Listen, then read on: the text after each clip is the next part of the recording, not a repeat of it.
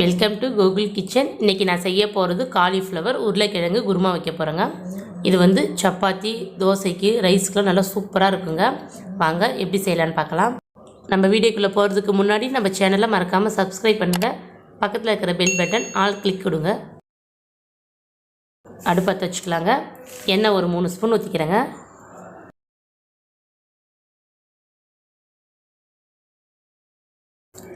ரெண்டு கிராம்பு, 2 பட்டை, 2 இலை எடுத்துருக்கேங்க. கூடவே சீரகம் 1/2 ஸ்பூன் எடுத்துருக்கேங்க. நீங்கள் சீரகம் வேண்டாம்னா சோம்பு கூட சேர்த்துக்கலாங்க.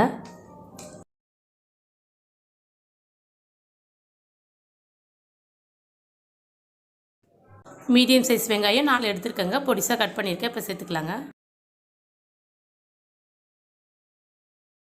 பச்சை மிளகாய் 2, கொஞ்சம் கருவேப்பிலை. வெங்காயம்லாம் நல்லா வதங்கி வரட்டுங்க.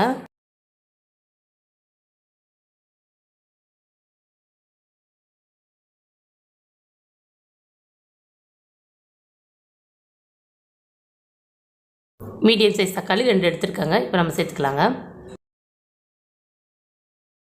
மஞ்சள் தூள் கொஞ்சம், உப்பு தேவையான அளவு,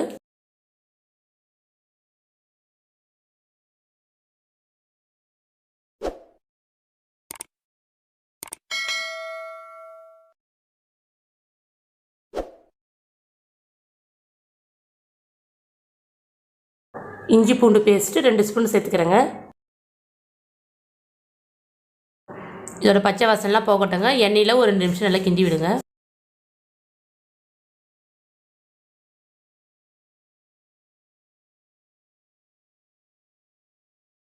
காலிஃப்ளவரை கட் பண்ணி சுடுதண்ணியில் போட்டு வச்சுருக்காங்க. அப்போ தான் நம்மளுக்கு அதில் இருக்கிற சின்ன சின்ன புழுவெல்லாம் சுத்தமாகி வருங்க.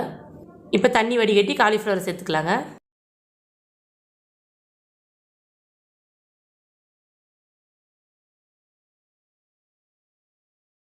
பெரிய சைஸ் உருளைக்கிழங்கு 1 கட் பண்ணி வச்சுருக்கேங்க. அதை இப்போ சேர்த்துக்கலாங்க.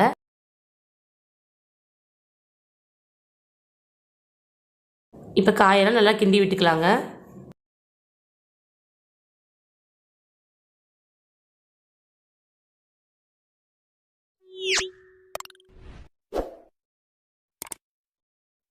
காயெல்லாம் வதங்கி பாதி அளவு வெந்து வரட்டுங்க. நம்ம ஒரு 7 நிமிஷம் மூடி வைக்கலாங்க. அடுப்பை வந்து சிம்மிலே வச்சுருவோம்.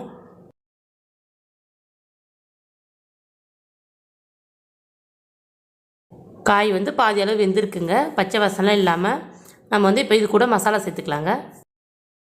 கரம் மசாலா 1/2 ஸ்பூன்,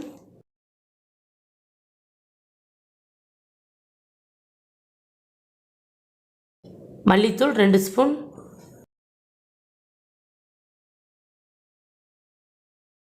தனி மிளகாய் தூள் 1/2 ஸ்பூன் எடுத்துருக்கேங்க. இப்போ நம்ம இதெல்லாம் நல்லா கிண்டி விட்டுக்கலாங்க. நீங்கள் இந்த மிளகாய் தூள்லாம் வேண்டான்னா வீட்டு குழம்பு மிளகாய் தூள் இருந்ததுன்னா ஒரு 3 ஸ்பூன் சேர்த்துக்குங்க.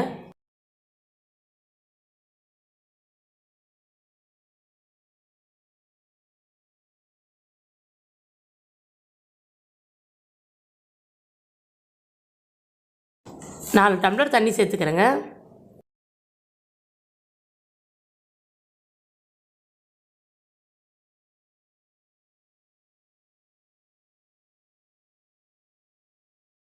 குழம்பு 10 நிமிஷம் கொதிச்சு வரட்டுங்க. நம்ம அதுக்குள்ளே தேங்காயெல்லாம் அரைச்சிக்கலாங்க.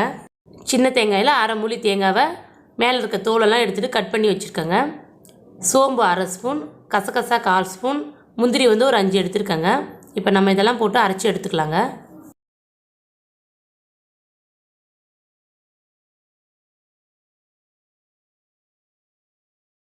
குழம்பு நல்லா கொதிச்சு வருதுங்க. நம்ம அரைச்சி வச்சுருக்க தேங்காவை சேர்த்துக்கலாங்க.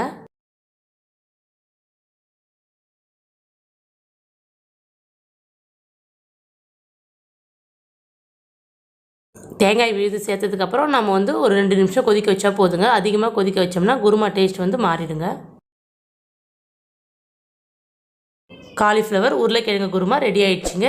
இந்த வீடியோ உங்களுக்கு பிடித்திருந்தால் லைக் பண்ணுங்கள், ஷேர் பண்ணுங்கள், கமெண்ட் பண்ணுங்கள். மறக்காமல் சப்ஸ்கிரைப் பண்ணுங்கள். பக்கத்தில் இருக்கிற பெல் பட்டன் ஆல் கிளிக் கொடுங்க.